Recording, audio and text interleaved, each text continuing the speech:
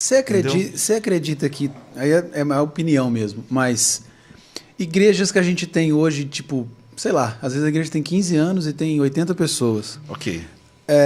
Que existem igrejas que são chamadas para isso, ou talvez foi uma falha no meio do caminho, disso que a gente está falando. O processo, o cara não atualizou e está ali preso para sempre, sei lá, naquele ali.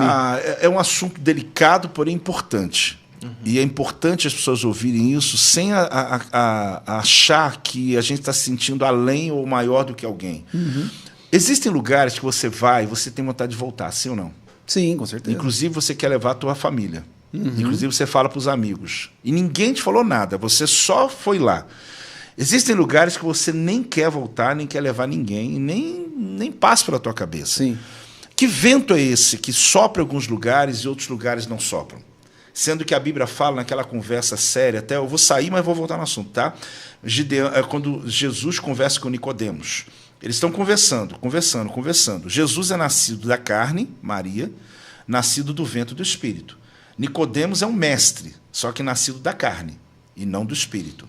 Então, os dois mestres estão conversando. Se você estivesse lá, tu ia ficar quietinho, só opa, porque é fantástico. Você sabe que um dos textos que eu, desde seminarista, eu fujo é João 3. Porque, meu irmão, aquilo ali é só para os caras. E parece óbvio, porque ali é um texto, apóstolo, prego... Eu fujo, mas às vezes quando o Espírito Santo manda pregar. Porque ali é uma conversa que ela está chegando no nível... O que Jesus fala para Nicodemos, parafraseadamente? Nicodemos, até aqui deu para a gente conversar. Só que daqui para frente você tem que nascer de novo. Você tem que nascer do Espírito, você tem que ter o que eu tenho. Porque nosso intelecto chega até aqui. Daqui para frente só tem jeito se você tiver o mesmo Espírito que eu tenho. Você conseguir entender o que está acontecendo. Eu percebo no ministério algumas questões. Primeiro, estrutura. Tem estruturas falidas, gente. É Davi dentro da armadura de Saul. Meu Deus do céu. Davi foi, sabe, andou. Ele falou, olha, obrigado pelo presente. Obrigado pela preocupação, mas eu vou ficar mais leve com as minhas pedras. Eu vou ficar mais leve. Então, eu diria que algumas pessoas, elas realmente sofrem, porque tem muitas pessoas ótimas dentro de estruturas que são pesadas. Então, a gente não pode chegar aquele cara, não é ele. Ele está numa estrutura antiga, que quem está mantendo se sente protegido. Porque se eu mantenho aquela estrutura daquela administração, funcionou assim, só que não vai suportar mais tempo. É uma estrela que você está vendo que está brilhando, mas já morreu há muito tempo. Só está o eco do brilho. E outra coisa, aí entra o líder. O líder, quando está numa estrutura pesada, ele faz um movimento de 2 anos, aquela igreja explode. Só que, de repente, vem uma projeção e diz assim, olha, você vai ser transferido para tal lugar. Eu nunca consegui entender isso. Nossa, eu vi muito Eu isso. nunca consegui entender isso. Até me desculpe muito. que eu estou falando aqui, eu não estou falando mal de ninguém. Eu estou fazendo uma análise da realidade que vivo. Eu sou pastor há 34 anos. Então, eu fico pensando, é muito campeão esses caras, porque eles conseguem sair daqui, se reinventar aqui, se reinventar ali, se reinventar ali. Mas o filho sofre muito. A família, a estrutura, aquela igreja se apaixonou pelo líder. Os órfãos daquela igreja Ele agora. está indo embora, então agora está chegando o outro, e o outro é rejeitado no início, ele é o cara bom também. Então, essa estrutura é muito difícil. Por quê? Como que você me pede para construir um projeto, apaixonado como eu sou, sabendo que daqui a 2 anos pode ser que eu vou embora dessa igreja? Sim. Meu irmão, por mais que eu seja cuidadoso, amo Jesus, faço por ele, eu não vou ter a mesma disposição para trabalhar. Porque eu vou construir algo para outro depois chegar. Então, agora, tirando essa parte, existem líderes que começaram coisas na alma. Pelo amor de Deus.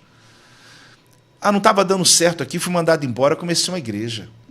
Eu estava aqui, Deus falou comigo e abri uma igreja na esquina da outra, com a mesma proposta que estava aqui. Eu não entendo a pessoa que sai de um lugar e ele faz exatamente do lugar que ele saiu, ele põe tudo igual, falando mal de onde ele saiu. Então a gente começa a perceber que é um assunto vasto, que é a questão da divisão, Nossa, Deus do e que céu. causa um problema caótico no Brasil, de tantos lugarzinhos abertos, que é tamanho de uma célula, e que o indivíduo fica ali no poder da alma, gente. Pelo amor de Deus. Ele está ali para provar uma coisa para alguém, e não vai suportar. Ele está ali porque deu errado em outro lugar, ele está indo dando certo, ele está achando que vai dar certo ali. Gente, ministério é coisa muito séria. Ele vai não só não suportar, como vai enfermar o filho, ele vai causar um problema com o casamento, ele vai entrar numa furada. Não tem as manhas, não entra, meu irmão. Sem não instrução entra. do profissional. Porque ele está entrando. Você sabe aquela paráfrase de Babel e Betel? Já contei para vocês ou não? Não. Contei? Pode contar. Então tá, vamos lá. Babel, ela foi fundada por Nimrod. Nimrod, quem ele era? Um caçador. Um cara fera. Ah, mas ele... Não, ele era fera. O cara era um indivíduo. Ele era caçador num período onde as bestas feras entravam na comunidade, as crianças morria a gente. Ele protegia a comunidade. Num tempo que o dilúvio acabou, muita fome, ele matava animal, trazia comida para a comunidade. Pois esse cara tem uma influência tremenda. Só que ele vem com uma ideia tão maluca, tão absurda, porque quem tem resposta ao caos governa. Não adianta. No Brasil tem um monte de ideia absurda, mas se a gente não entrar para influenciar, o maluco coloca uma ideia lá, o povo vai. Por quê? Porque faz sentido. Peraí, se vier um dilúvio de novo, eu vou ficar uma torre tão alta que a gente vai se proteger lá. Improvável. Só que ele era o único que teve uma resposta pós-dilúvio, construiu a Babel. A Babel é um portal para Deus, está lá. Deus vem, confunde, deixou a trindade toda. Teve que confundir porque o projeto era bom. Por que bom? Porque era um projeto que envolveu uma multidão de pessoas no Vale de Sinar, a Babilônia futura, que eu chamo da grande armadilha. Ele era um caçador, cara. Ele fez uma armadilha para atrair o mundo para aquele ambiente. A Babilônia no futuro tinha 100 portas de bronze, e os cativos ficavam soltos dentro. Soltos dentro. Só uma parte, né? Jerusalém é um reino que tem 12 portas abertas. A Babilônia é um império que tem 100 portas fechadas. Por isso ele tirou você do império e levou para o reino. Por isso que você está num ambiente onde você não pode estar numa igreja, uma estrutura que tem portas fechadas. Mas voltando ali, porque eu quero falar de Babel e Betel. Quando termina aquele projeto, a Babilônia vem, tem outra história lá, Jacó tem uma visão. Anjos subindo, e para bugar alguém aqui, outros anjos descendo. Não foi os mesmos que subiram, os mesmos que desceram. Estava mudando a patente de anjos sobre Jacó, porque ele estava entrando em outro território chamado Padã Arã. E anjos obedecem territórios. Eles não entram, assim como o mundo espiritual obedece. Ali, então, quando ele tem aquela visão de um outro lugar no mesmo lugar, o que é um outro lugar no mesmo lugar? O Senhor está aqui e eu não sabia. O Senhor está aqui, eu não sabia. Ele está num ambiente onde não é a minha tese, mas os rabinos acreditam que é o mesmo lugar que Abraão subiu para poder sacrificar Isaac. E que desde aquele dia Deus estava esperando Jacó chegar ali. Aí a questão se é ou não é, não importa para mim, porque os rabinos sempre trazem os grandes acontecimentos para Moriá. Tudo a Bíblia vai para lá, eles empurram para lá. Não tem problema. A grande questão é que Deus falou o quê? Quando os anjos subiram e desceram, ele falou, isso aqui vai ser Betel. O que é Betel? Resposta a Babel. Porque Babel são projetos que nascem da terra para o céu. Isso é Babel. Betel é projeto que nasce do céu para a terra. Que é a diferença? Esse aqui tem prazo de validade. Esse aqui nunca acaba. Pode morrer o líder, pode morrer o visionário, que aquele projeto vai continuar, porque ele não nasceu da minha alma, ele nasceu do Espírito. Então, por que algumas igrejas não é uma resposta definitiva? É uma das respostas. Elas não conseguem suportar o tempo. Por quê? Porque elas nasceram de um projeto humano, de um projeto inteligente. Uma ideia inteligente não é ideia de Deus. Ela pode ser uma ideia muito inteligente, mas não significa que foi uma ideia de Deus. Então eu reúno as pessoas e dou aquela ideia inteligente, as pessoas falam, é isso que eu estava esperando para a minha vida. Aí a frustração vem. Você sabe que igreja, Joel 2:20 agora, né? Eu falando. Nem sei qual texto é Joel. Digo de mim mesmo. Igreja só pode ser chamada de igreja depois de 3 anos de vida. Porque enquanto ela não passa pela fase dos 3 anos Isso eu tenho visão sobre isso, conhecimento sobre isso, que tem a ver com você estabelecer uma linguagem em um ambiente, e não é porque nada que Jesus passou 3 anos, porque 3 anos é o tempo de estabelecer uma cultura.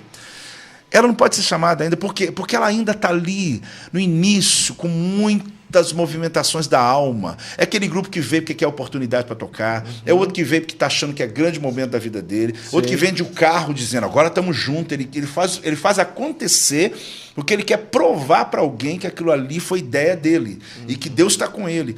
Babel, gente, Babel, é um projeto até forte, mas ele não consegue suportar muito tempo. Agora, quando é Betel, meu Deus, quando Deus te dá uma visão, o líder pode morrer, as coisas podem virar, aquela visão vai crescer, porque quem sustenta é o Senhor. Lembra da Shekinah? A Shekinah, gente, é uma nuvem, só que o vento do deserto é forte. Sabe o que é uma nuvem que o vento bate nela, ela continua do mesmo jeito? Porque ela não caminha segundo o vento, ela caminha segundo o céu. Então o ministério precisa ter essa Shekinah, que pode bater o vento que for à volta, ela vai continuar na mesma proporção, porque ela não é levada por as coisas externas. O que um líder chega? Olha, eu vou ter que fechar a igreja. Fechar o quê, gente? A igreja nasce, você está matando, então. Ah, mas eu tenho que fechar por quê? Porque eu fiz um projeto, investi não sei quantos R$1.000, vendi meu carro, fiz tudo na alma. Por quê? Primeiro, você não faz uma coisa sozinho. Você não está fazendo um projeto empresarial. Você tem que envolver as pessoas. Um dia eu cheguei para um líder que estava tendo uma sangria muito grande na sede, porque ele abriu várias igrejas, e ele investiu nessas igrejas, e deu a chave para cada pastor, e deu a chave. Todos eles, 3, 4 anos, dependia da sede ainda. E eu falei, vai ficar 10 anos assim ainda. Ele, por quê? Eu falei, meu irmão, porque você entregou a igreja pronta. A não ser que você tenha uma franquia de igreja, é diferente. É diferente, tem ministério que tem, não é nenhuma crítica não, porque para alguns eles são fera, funciona. Ele tem igreja que abre durante o dia, é comércio, ele coloca o pastor ali trabalhando e ele tem uma meta para alcançar, essas aí funcionam. Mas para nós que somos do reino, é difícil isso aí. Por quê? Porque uma igreja nasce onde as pessoas do lugar começam a dar oferta. Elas que trabalham a realidade. Quando você abre com o dinheiro deles, meu irmão, eles já nascem independentes. Eles já nascem sabendo que eles vão romper. Agora, quando eu vou dando chá para cada um, isso é minha tese, e já vi isso acontecer muito. O que acontece com aquela igreja? Ela nunca vai ter vida própria, porque ela vai dizer, não, papai e mamãe vai mandar dinheiro para mim. E aí são 2 aspectos do ministério. É o Bruno chegar para mim e falar assim, apóstolo, Deus me está queimando meu coração, tem uma região aqui, uma roça, um lugar, eu quero abrir ali uma igreja X ali, tal. Eu falo, Bruno, eu vou orar, hein, cara. Já faço ainda uma valorizada. Eu vou orar, vou pensar se você vai mesmo. Amanhã eu ligo para ele e falo, cara, eu vou te liberar. Ele começa o ministério lá. Deu ruim, está 1 ano, tem 10 pessoas. Eu ligo, como é que está aí? Apóstolo, fica tranquilo, vai dar certo. Sabe por quê? Porque ele está querendo me convencer da visão que ele teve, que vai dar certo. Agora eu chego assim, Bruno, vou te mandar para tal cidade. O senhor está me mandando? Vou te mandar. Dá 1 ano lá. Como é que está aí? Rapaz, está tudo errado. Quem falou para você que eu estava aqui, Deus mandou eu vir para cá? Ele vai transferir para mim. Ele vai falar, eu acho que eu tenho que ir embora. Ou então me manda um dinheiro tal. Por quê? Porque eu estou enviando alguém que ele não tem a visão clara do que Deus tinha na vida dele. Agora, quando alguém vem com uma chama para um lugar, meu irmão, dá certo. Então, muita igreja não sustenta porque a visão não é plena. Ela estava mais na alma, Babel, do que Betel. Não se sintam ofendidos aí quem está ouvindo. Mas eu já fechei a igreja. Por isso que eu estou falando. Eu já tive igreja que eu abri, eu tive que fechar. E, Bruno, pessoal, é angustiante você chegar diante daquelas ovelhas e dizer, gente, nós vamos ter que parar. Porque a gente não suporta pagar, a igreja não rompe, e nessa hora não tem desculpa para dar. Você assume a responsabilidade, autorresponsabilidade, as pessoas ficam tristes com você, mas eu já tive. Por quê? Porque eu abri uma, já abri outra. Eu cuidava de 2 igrejas juntas. Chegou um dia que eu falei, vai morrer uma. Ou eu vou morrer. E eu, apaixonado pelo ministério, não tinha esse entendimento que hoje eu tenho, eu tive que abrir mão de uma igreja para ficar com Volta Redonda. Foi lá atrás isso. E no processo eu tive outras perdas. Então, eu diria que hoje eu tenho a experiência não por ler, por ter vivido na prática e as perdas que eu sofri. Muito bom. Meu Deus. Ministério, acho que você podia investir nisso. Sim. Começar a pregar sobre. Sim. Tem futuro, hein? Eu já tenho feito. Futuro. Eu já tenho feito. Eu já tenho feito.